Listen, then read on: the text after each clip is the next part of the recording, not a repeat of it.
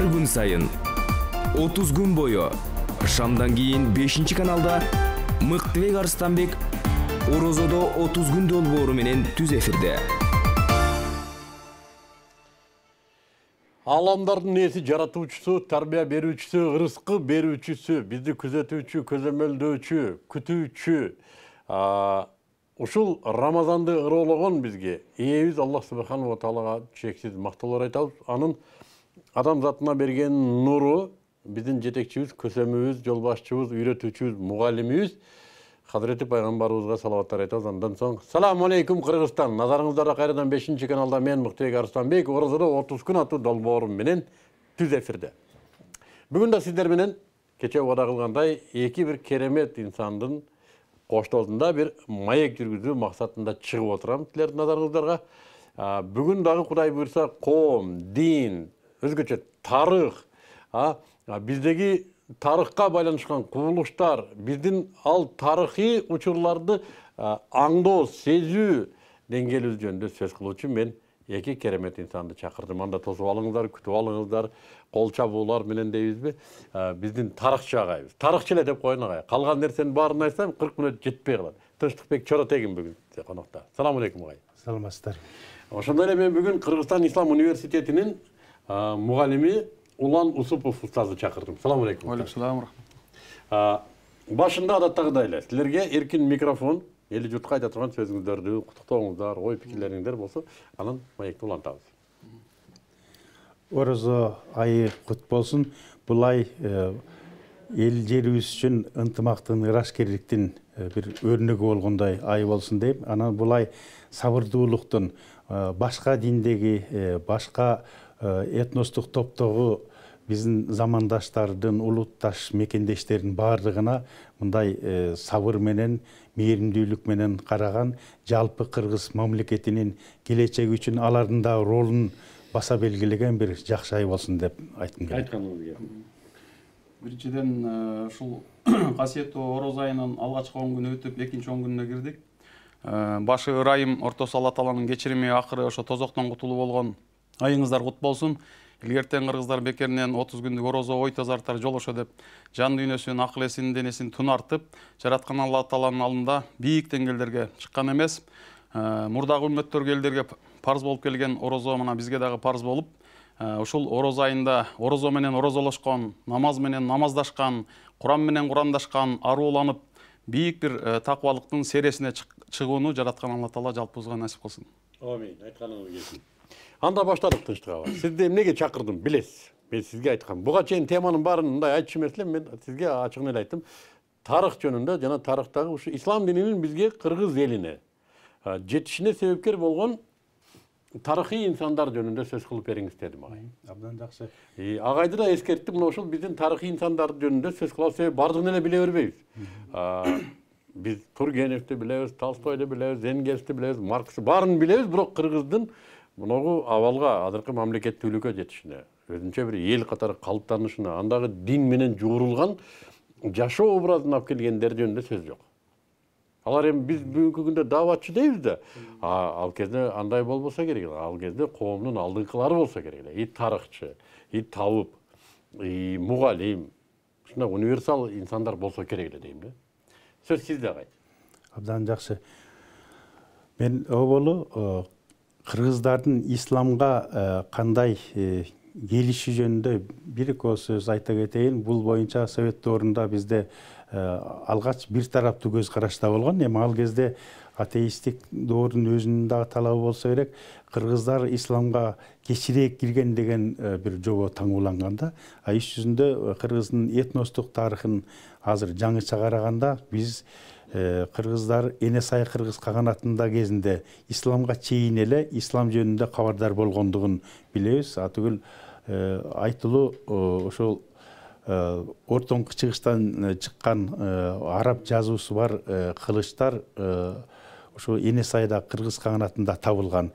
Анан атайын кыргыздар жергесине ошол араб халифатынан жана Кытайдан келип өзүнчө бир багыт менен чыгыш теңир тоодон ары кеткен жолду кыргыз жолу деген улуу жибек жолу аркылуу бул кыргыздар ислам жөнүндө алгачкы кабарын алышкан. Агай кетирет, ошол кайсыл доор, кайсыл жылдар?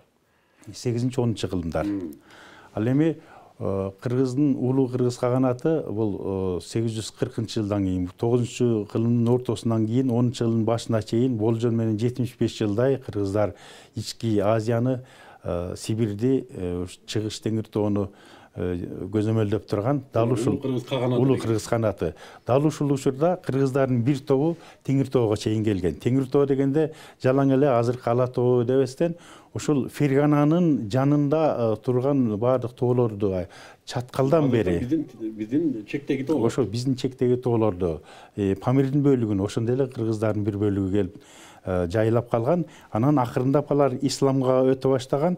Ошол жөнүндө Моңгол дооруна чейин эле кыргыздардын бир бөлүгү ислам динин кабыл алгандыгы жөнүндө абдан кызыктуу маалыматтарды, мисалы үчүн Табайюл Хаяван деген айванаттардын дүйнөсү, табигый дүйнөсү деген чыгарманы жазган Мерфтек, марлык атактуу Шарафаддин Марвази деген, Шарафаддин Тахир Марвази деген киши 1120 жылы Чыңгыз хандын жортуулдарынан бир кылым мурда жазган. Ошондо кыргыздар ушу ислам чөйрөсүндө келгенден кийин алар өздөрүнүн мурдагы сөөк өрттөө жөрөлгөсүн таштап, сөөгүн көмө баштады деген.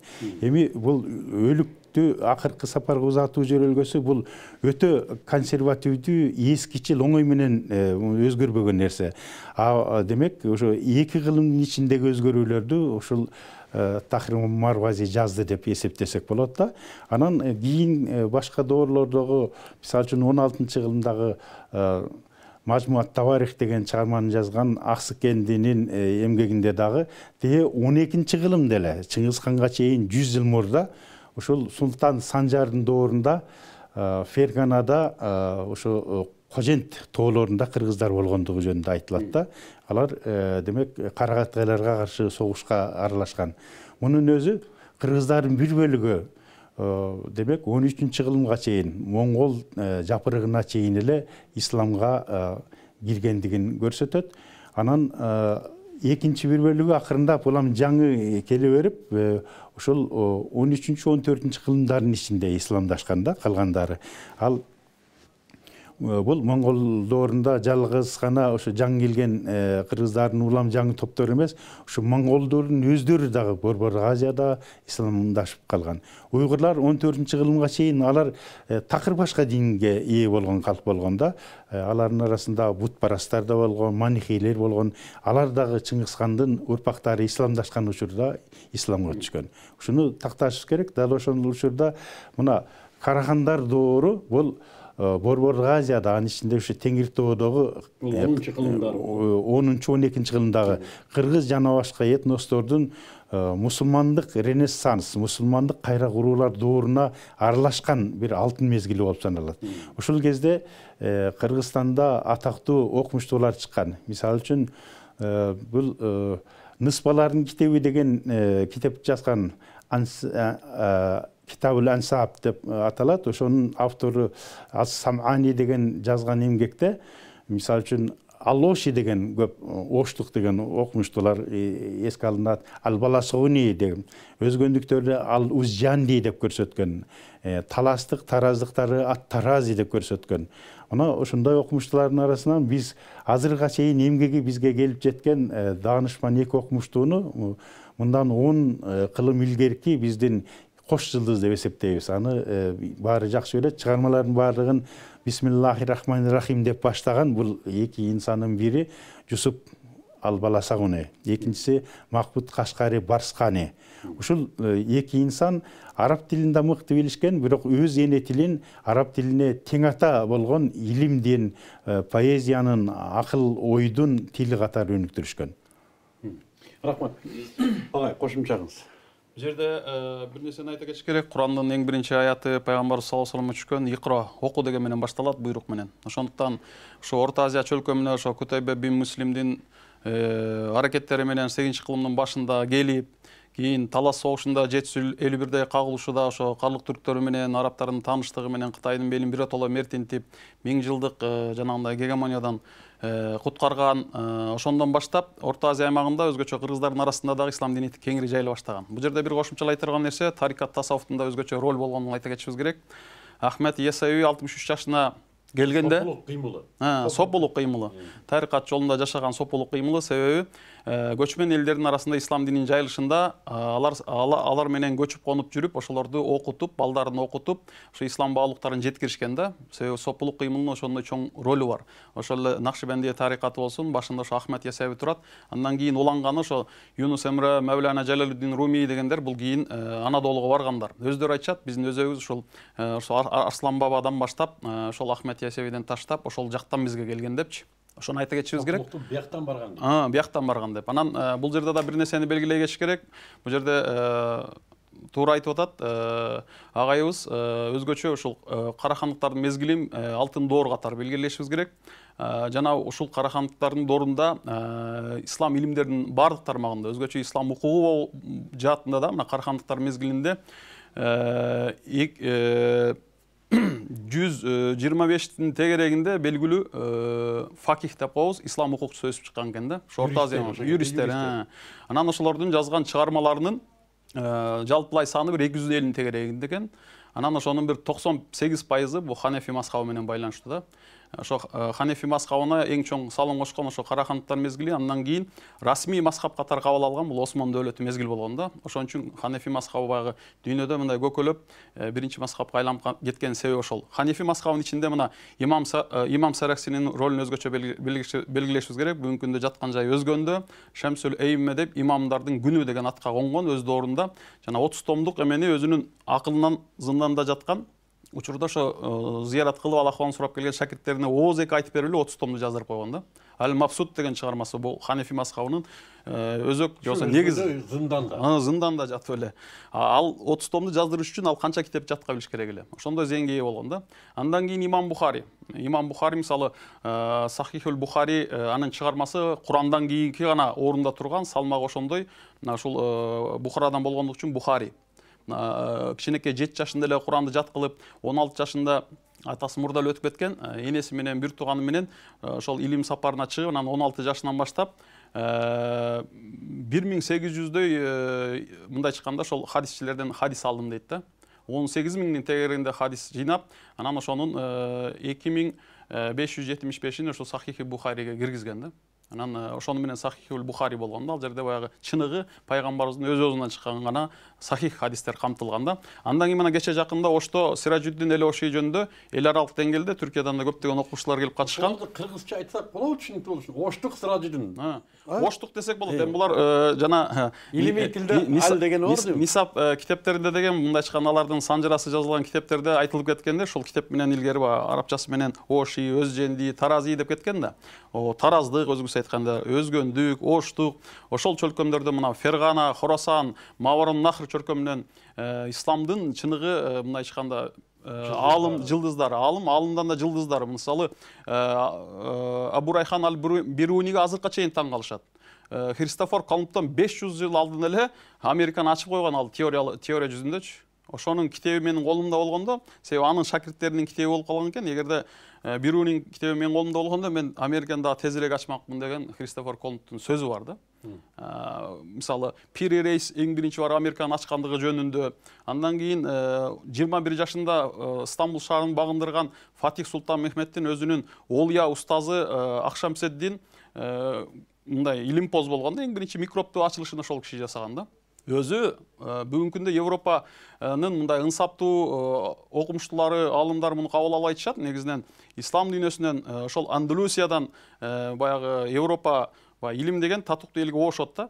Ошол кезде ана христиандар келип, илим билимди алып, ошол жерде мындай чыкканда Ибн Синалардын китептери билесиздер Европада канча кылым окутулган. Ошол азыр да окутулат да. Ошол Фараби турабы, Муаллим Сани экинчи мугалим атка конуп, Аристотель кылган, керек болсо аны ошол деңгээлде түшүндүрүп чыгышка жеткирген Аль-Фарабилер да. Мына ушул чөлкөмдөрдөн өсүп чыккан. Бүгүнкү күндө илимпоздор айтат, ушул чөлкөм Орто Азия, мына Кыргызстан аймактары өтө берекелүү болуп эсептелет. эгер ошол учурдагыдай ушул Куран жана сүннөткө сүңгүп киришсе, ошол зем менен дагы ошондой бир алтын доор кайрадан курулушу, түптөлүшү мүмкүн деген сөз бар. Рахмат.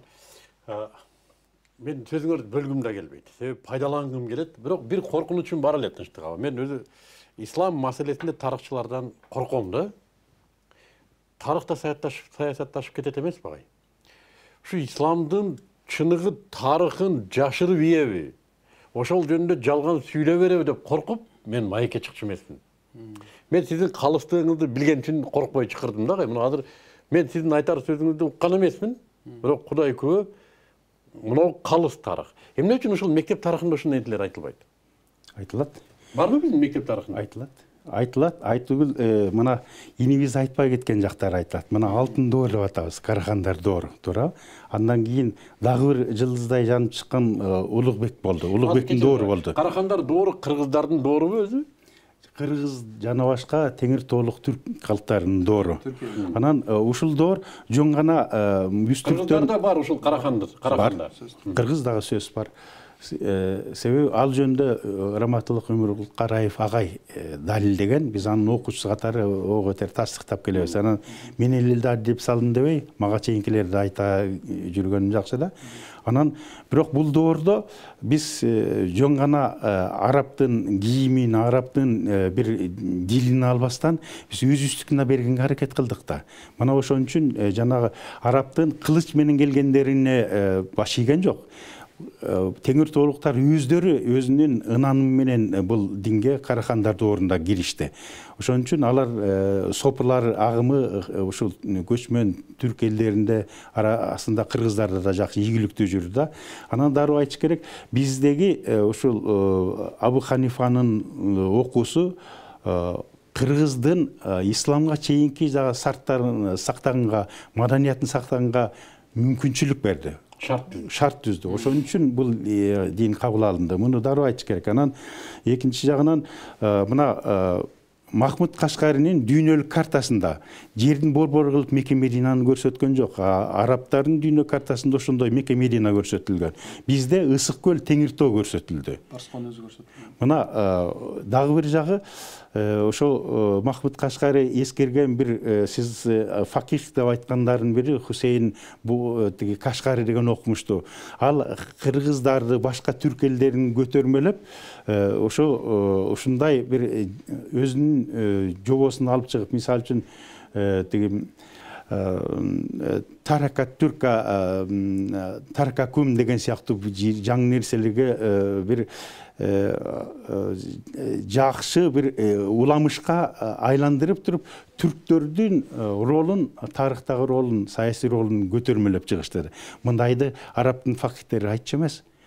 Көрүңөрбү, демек бул исламды да өзү патриоттук көз менен көтөрүп чыгышты. Анан Махмуд Кашкари да чыгармасын жазганда айтат: менин тилим таасын деген тиги араб тили менен тең ата байыге алыш үчүн марага чогуу келе жаткан эки аргамактын бири катары менен эмгекти жаздым дейт. Бир нерсени мындай мен туура түшүнүп алайын деп атам да агай. Араб өзүн элин жердин борбору кылууга милдеттүү. Европа окумуштуулары ааламдын борборун Европа кылышка укугу бар. Биз аларды тим коюшубуз керек. Биз кыргызды да ааламдын борбору кылбаганыбыз үчүн уялышыбыз керек. Туура. Эмнеге биз аларды критикалашыбыз керек? Ал укугу бар. Туура. Эмнеге биз кылбай атабыз бүгүн? Эмнеге? Бул жерде мен да бир нерсени кошумчалай кетейин. Өзү эң башта исламдын жайылышында арабтардын эмгеги зор. Мындай айтканда Алла Таала исламды жаюуда ошо байракты арабтарга берген да. Алар желбиретишинче желбиретип дүйнөнүн 4 тарабына ошо сахабалар, андан кийин табиин дорлорун ислам кеңири жайылган. Ошол жерде пайгамбарыбыздын тегерегинде 130 миңдей сахабасы боло турган болсо, ошо 10 миң эле азыркы ошо Мекке, Медина мындай айткан араб чөлкөмүндө калган, калгандардын баары дүйнөнүн 4 тарабына кеткенде, тээ Кытайларга чейин барып, мына ошолордун жаткан жайлары да ошо Кытай менен чек аралаш, Непалда бар, мына бизде Марвда бар, көптөгөн сахабалар келген бияка чейин. Мына Ноокатта бекеринен сахаба мазары деп айтылбайт да. Андан кийин кайсы эл татыктуу боло турган болсо, ошо байракты ошо элге берет да Алла Таала. Андан кийин түрктөрдүн доору келди. Мына Осман халифаты 1299-дан ошо 1923-24 жылга чейин баягы Түрк республикасы курулганга чейин өкүм сүрүп турду. 625 жылдын тегерегинде дүңгүрөп турган бир мамлекет. Анан бүгүнкү күндө бир сөз айтылат. Кыргыздар адамзатты жакшылыкка алып барат. Кыргыздар адамзатты жакшылыкка алып барат, ээрчитет деп. Мен бул сөзгө толук кошулам. Бирок бир шарт менен дейм, ислам менен. Эгер ислам байрагын кармай турган болсо кыргыздар бүгүнкү күндө, себеби мына дааватчы бир туугандар деле бүгүн айтып атышат, исламдын нуру мына Орто Азиянын ичинен Кыргызстандан жайылып атат дейт да. Ошол дааватчылар жайылган ошол Пакистан, Непал өлкөлөрүндө алымдар ушинтип айтат экен. Исламдын нуру мына Орто Азиядан кайрадан чыгып атат. Дагы ошондой нурдана баштады. Өзгөчө мен Кыргызстандан деп, бизден Кыргызстандан мындай айтканда кыргыздар ушу ислам байрагын алып, дүйнөнүн төрт тарабына жанагындай илим билим менен жана тарыхтагы алтын доордогудай жайышы мүмкүн да. Агай, кайра тарыхка кирели. Кайсы инсандар жөнүндө айтпай калдык. Так илимдерден кимдер чыккан бизде? Барбы ушул ислам укук таласында бар жолуктурабыз. Мисалы үчүн так илимдерден эми исламдын мындай сабырдуу болгон учурунда илим өнүккөн. Сабырдуулугу жок болгон учурда мына биз мактанып аткан дүйнөдөн кийин караңгылык дүйнөсү келген. Жалаң мечит медреседе Куранды окуп, башка эчтеке окутпай, хафтиек менен эле оозандырып коюп кеткендер, алар окумуштууларды өлтүрө баштаган. Улугбекти ошол кезде эскичил молдолор шыгактап туруп, баласы саясий бийлик күрөшүнүн шылтоосу менен өлтүргөн. Андан кийин илим биякта көпкө чейин жоголгон. Ошол жагын да айтышыбыз керек. Биз анан экинчи жагы биз ошол мисалы үчүн Мухаммед Ал-Хорезми деген атактуу борбор азиялык окумуштуу. Ал фарс тилин дагы билген, түрк тилдерин билген, араб тилин билген, анан индиялыктардын тилин дагы билген. Ошондуктан ал индиялыктардын математиктеринен жана нөл деген бул арабча цифр да айтылат, ошол белгиси да кошулган ондук эсептөө системасын жакшы өнүктүргөн. Ошонун негизинде ал алжабр вал мукабал деген эмгекти жазып атат. Анын эмгеги, анын ысымы азыр бизге космос иликтөөдө баардык жакта мына алгебра, алгоритм, ар кандай ошо баягы маалымат мекиндигинде анын ысымы эмгеги жок. Ошол киши негиз берген, бирок ал индиялыктардан алганын айтыш керек. Анан бул иниме мен дагы бир аз оңдоо киргизгим келет. Биз кыргыздарды чынында жалаң гана ислам менен таяп көрсөтсөк, кыргызды бир тараптуу көрсөткөн болобуз. Мына арабтарда деле коп деген бар, Мысырда. Христиандар, христиан арабтар бар, арабтардын башка исламга эч тиешеси жок агымдардын өкүлдөрү дагы бар, атеисттер да бар. Демек, араб улутту дегенде сөзсүз эле баарын исламга, ислам ичинен жалаң суннизмге байлай албайбыз. Азыр шиит, суннит деп бири менен кырылышып согушуп атышпайбы. Демек, кыргыздарга келсек, биз ислам динине Теңиртоого келген гана бөлүгү ошол ислам динин алып калды. Ал эми азыркы түндүк Кытайдагы Фуй кыргыздары, ал мусулман болгон эмес эч качан. Анан тывалыктар, бу хакастар, алтайлыктар, алар да биздин калып калган кыргыздар. Башка элдерге жуурушкан, бирок кыргыздар. Алар эч качан ислам динине кирген эмес. Ошо Калмак кыргыздар деген бар. Бул Тарбагатайда, Жуңгарияда. Ал жерде кыргыздар ламаизмди тутушат да. Кыргыздын айрым бир агымдары тажиктерге менен жакын болуп, лаачы деген агымга кирип алып туруп, бул ислам менен исламга чейинки бир агымдардын философиялык бир айкалышкан жеринде болуп, алар дагы исламдын негизги багытынан бурулуп кеткендер. Бирок аларды өздөрүн кыргыз деп эсептеген да. Ошондуктан кыргыздын өзүндө дагы менимче ошо Ферган аймагындагы кыргыздар исламга көбүрөөк багытталган.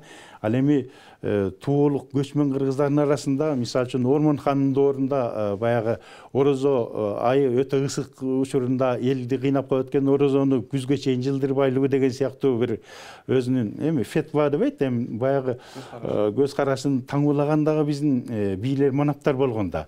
Демек, алар бирок Манас дастаны боюнча өздөрүн кийинки Манастын варианттары боюнча мусулмандын бир сакчылары, жоокилери катары карашат. Анан 751-жыл жөнүндө сөз болуп калды Таласта. Кытайлыктар жеңилди. Бирок ошондон кийин автоматтык түрдө эле түрк элдери исламга кирип кеткен эмес. Андан кийин дагы ошол 10-жылдын башында дагы кээде ошол араб географтардын чыгармаларында Ош шаарынан арыраак да ошо капыр түрктөрдүн жерлери жайгашкан деген сыяктуу сөздөр бар да. Демек тарыхты биз ар тараптуу карашыбыз керек.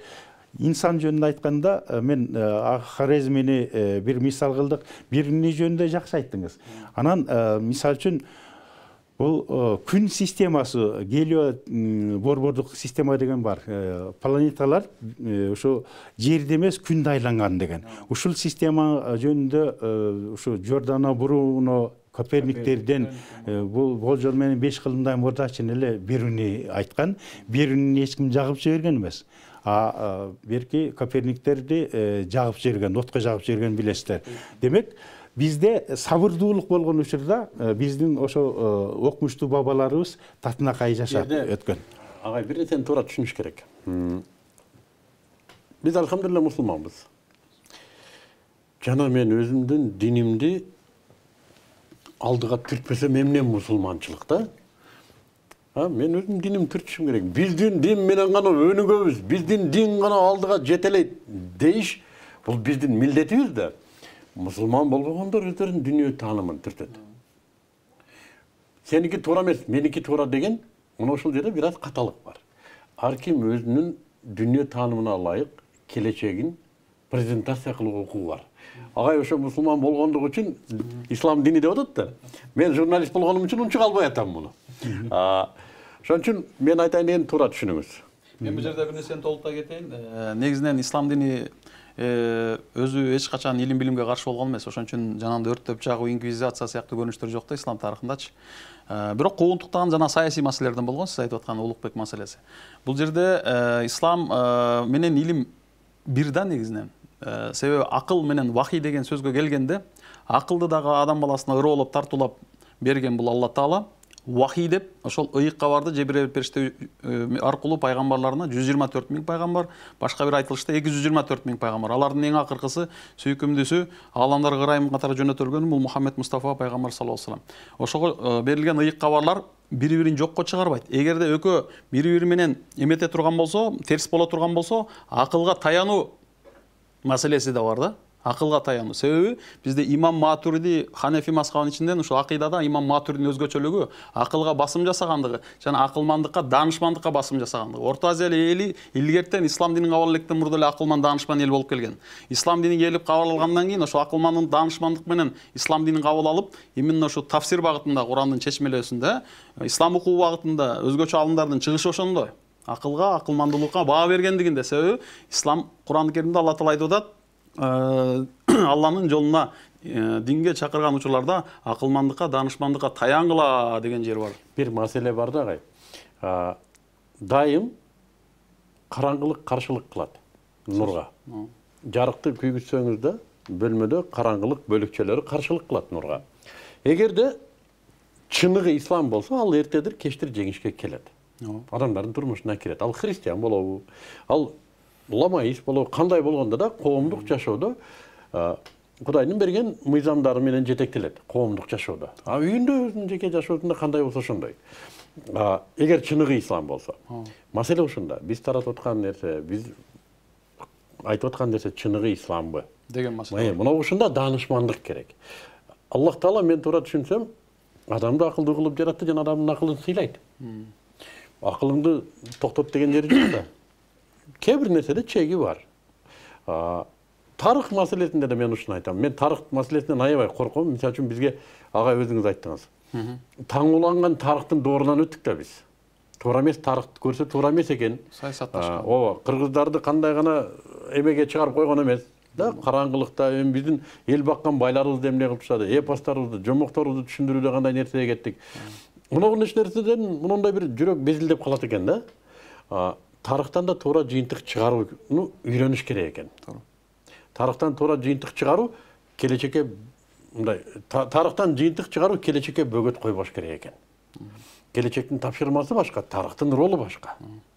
Мисалы үчүн Албетте кыргыздардын кээ бири ламаист, кээ бири атеист. Азыр о жана сиз айткан би орозону күзгө жылдырыптыр. Азыр орозодо арак ичип аткан окумуштуулар бар.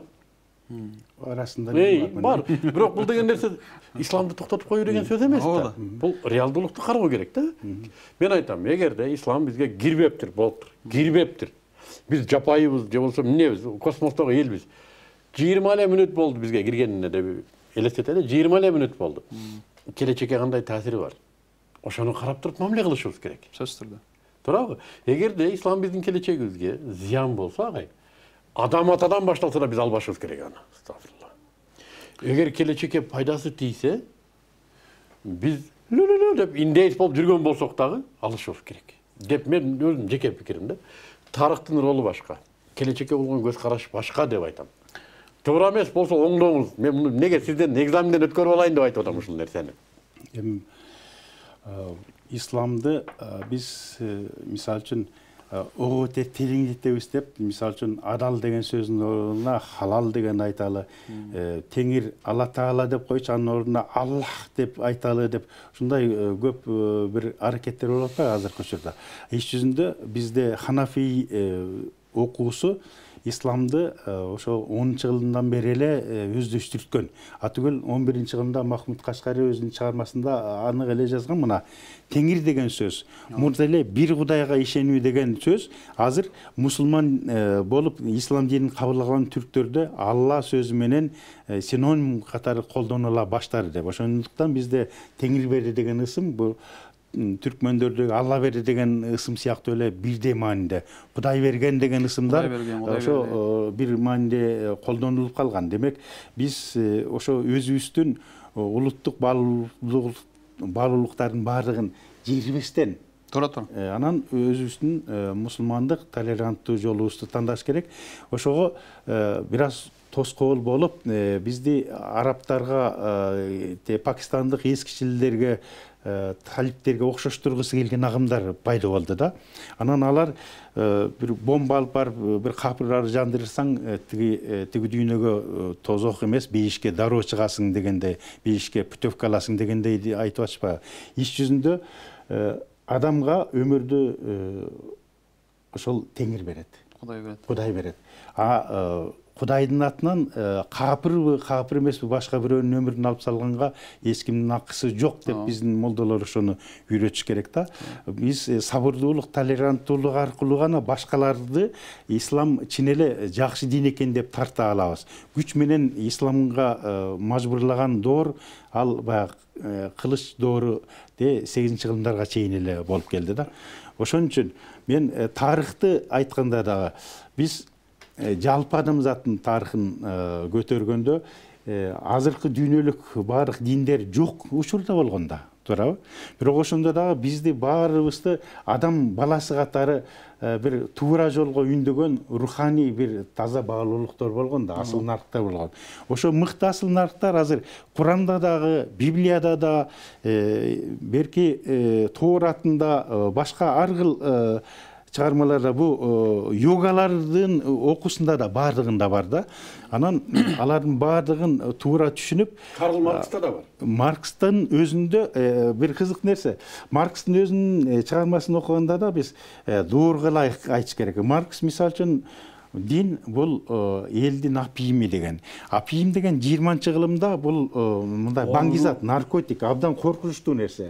Ал эми 19-кылымда Карл Маркстын жашоосунда ал аналгин деген сыяктуу дары сыяктуу гана нерсе болгонда, ошондуктан аны доор менен мындай теңдеш бир түшүнүш керек да. Маркс ошондо түшүнгөн. Көптөгөн калайык, карапайым эл өзүнүн руханий бир кандай бир оор учурда азап мүшкүлдөн мындай арылууга бир арка катары динге кайрылганын түшүнгөн да. Кийинки кылымда деле ошондой боло бериши мүмкүн, бирок ошолордон эркин болгон кишилерге дагы жашаганга мүмкүнчүлүк бериш керек. Туура. Бизде бир стереотип бар да, мынау костюмду, мынау пиджакты Дональд Трамп деле кийет. Бар кийет. Мен эч ким Дональд Трамп дебейт да, мынау костюмду кийгеним үчүн. Бирок эмнегедир молдонун кийимин кийип алса, бардыгы молдо дей берет экен. Ал кече ичип жүргөн даватка 3 күнгө чыгып келди. Ар нерсени дөбүрүп атат. Анан башталды биздин окумуштуулар аны карап, мына карачы силер эмне деп атасыңар. Мунун сөзүн көрдүңбү? Ал молда да эмес. Таасирленип кийинип алган бир кийимди. Ал өзү үйрөнгөнү, арагын тыштаганы чыккан. Мечитте сүйлөшүп алган милдет. Анан анын сөзүн эми укмуш кылып айтышат да, муну унутуп атат. Мына Мыктыбек, бир маселе. Мен түшүндүрө алдымбы оюмду? Түркиядан абдан жакшы түшүндүрүңүз. Бу Манас аба майданына чейин учак менен бир жигиттер менен келдим. Алар эмнеге бардыңар десем, ушу Стамбулга даватка барган экен.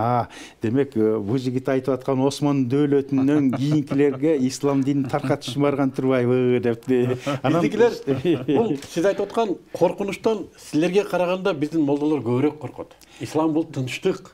Тынчтыкты бузган деструктивдүү көз караш, дүйнө тааным бизди да кажыйт. Анан сурадым. Биз алар менен бизди аябай катуу тирешүүдөбүз да. Анан эки тараптын ортосунда бияктан караңгылыктын кубулуштары бизди кыса, бияктан биздин окумуштуулар кысат. Алар буларды көрүп алган. Муну аларды көрбөйсүңөр, мынтип атат. Пакистандыктын арап, айланып кетейин. Ал эгерде ошо кийимин чечип койсоң, кечеки алкаш болчу. Андан бетер кылуулукту кылып аткан адам болчу. Өзбек ажы устазым айтат. Ислам бүгүн памперсте деп. Бүгүн коомдогу ислам таралышына баа берүү эрте. Эми данышман адамдар эми чыгып келатат. Акырын токтоолук пайда болуп, исламдын өзүн түшүнүү процесси эми кетип атат. Буга чейин бүт таасирленгенбиз да. Бүт таасирленип эркиндик берилди. Мындай турбайбы, мындай турбайбы. Бул жөнүндө олуттуу баа берүү, бул жеңилдик. Эми баа бере башташ керек. Бул жерде жана исламды кабыл алганыбызга 20 мүнөт эле болду деген негизи туура эле. Себеби баягы тынчтык агайды эле, анан берки Ташмамбет Кененсариф агайды эле ошо исламды кабыл алыш үчүн 4-5 доорго бөлүп жүрбөйбү, этапкачы мындай чыккан. Ошондо карашыбыз керек да. Мына бул фатрат же өзүнчө бир пауза болгон бир доор болду, эсер мезгиличи. Андан кийин кайра өзүбүздүн ошол исламий баалуулуктарга кайтышыбыз, бул да кайрадан исламга келүү доору катары анализденип. Мен эми тарап атат деп эсептейм исламды. Башында биз мындай адам баласы бир нерсени кабыл алып атканда, өзгөчө дин ишеним маселесинде эмоция менен кыймылдайт да. Биз ошол эмоциянын этабынан өтүп, аң сезимдүүлүк бир деңгээлге көтөрүлүшүбүз керек. Ошондон анан чыныгы ислам боло баштайт да. Чыныгы ислам деп бекер айтылган жок. Бир. Экинчиден, мына жанатан бери Тынчтыкбек агайыбыз айтып атат, сабырдуулук деп. Сабырдуулукту исламдан үйрөнүшүбүз керек. Мына сабырдуулуктун дастанын жазган пайгамбарлар, анын ичинде эң акыркы пайгамбар ушу Мухаммед пайгамбарыбыз. Себеби бардык адамдык асыл сапаттардын бардыгын Алла Таала Мухаммед пайгамбарда сборка кылып жыйнап койгон. Анан эң улуу сапаты да сабырдуулук менен. Бекер жеринен Надырбек Алымбековдун китеби жеңиш сабырдан кийин деп өзүнүн автобиографиялык чыгармасына атаган жок. Бул пайгамбарыбыздын сөзү негизичи. Толеранттуулук, сабырдуулук деген толеранттуулукка өтөбүз. Ислам өзү толеранттуулуктун дини. Бир. Экинчиден, кыргыздар өзү туубаса толеранттуу эл да, кой өзүнөн чөп албаган момун жоош эл. Андан кийин биз кыргыз эли кабыл алган Ханефи мазхабы дагы өтө толеранттуу мазхаб болуп эсептелет. Ошон үчүн кыргыздар толеранттуулук боюнча, сабырдуулук боюнча трёхкратный чемпион болуш керек. Рахмат агай. Мен кечирим сурайм. Мен бүгүн Тынчтык агайдан өзгөчө кечирим сурайм. Эмнеге десе, бул киши окумуштуу. Окумуштуу адамдар плюрализмди мындай айтканда жанагы табактагы устукандай кабыл алган эл да. Сиздин оюңузга бир аз каршы айтканым үчүн кечирим сурайм. Даап айтканым үчүн кечирим сурайм агай. Мен билем, сиз аябай данышман устаз адамсыз. Мен каталарымды байкадыңыз, балким эфирден кийин айтып бересиз. Келгениңиздерге чоң рахмат агай. Мен чындап кубанычтамын сизди көргөнүмө, агай сизди көргөнүмө. Бир сөз айта кетсек болобу? Мына абдан жакшы сабырдуулук, илим жөнүндө абдан жакшы сөз сүйлөдүңүздөр. Ошо муну ошол Мекке, Мединадагы араб туугандарды үйрөнүш керек. Ошол тарыхый көп эстеликтерди, Осман дөөлөтүнүн эстеликтерин араб өлкөлөрүндө бузуп салышты. Түгүл биринчи ошол Мухаммед пайгамбардан кийинки халифтердин өздөрүнүн мурастары бар болчу Меккеде. Алардын баардыгы бийик көп кабаттуу отелдер үчүн бузулду. Ошолардын баардыгы бул азыр түркөй болуп аткандыктан. Биздин кыргыздын молдолор азыр арабтарды окутат, түшүнөсүзбү? Ошондой маселе бар, Агай, мынагу биздин конокко келгендерге Ратана шириндиктери, адал шириндиктери. Адал. Әл халал, ала өздері қойды. Әл халал сода маркасы. Жана Леско адал суусу белек бербеген. Оза чарга саарлыкка. Ушуну үй билеңиздер. Анан мынагы биздин жигиттер чыгарган баткен өрүк тагынын ширesi, натуралдык. Мындан түшкөн каражаттын бардыгы жетим жетилерди каржылоого кетип атат. Ошол дүкөндөрдө бар. Пост тийип коесуздар. Орозонун шааны экен ушундай. Рахмат. Алла кабыл кылсын. Сиз илимдин молдосусуз. Бул киши диндин молдосу. Молдолорго биз ушу кыргыздар илим беребиз. Урматтуу телекөрүүчүлөр, бүгүн бизде конокто Кыргыздын ушундай бир мөөрү болгон тарыхчыларыбыздын бири Тынчтуу агайыбыз келди. Кыргызстан Ислам университетинин окутуучусу Улан агайыбыз келди. Жана эртең Кудай буйрса сиздер менен дагы ушундай Кыргыздын мөөрү болгон, жылдызы болгон адамдардан дагы чыгарабыз Кудай буйрса. Аллах Таала ар бириңиздердин үйүңүздөргө жакшылыктарды берсин, тилеген максаттарыңыздарды кабыл кылсын. Ушул Орозо айлардын султаны сиздердин жашооңуздардагы султан ийгиликтерди алып келген айлардан болсун. Эртең кечейин. Салам алейкум.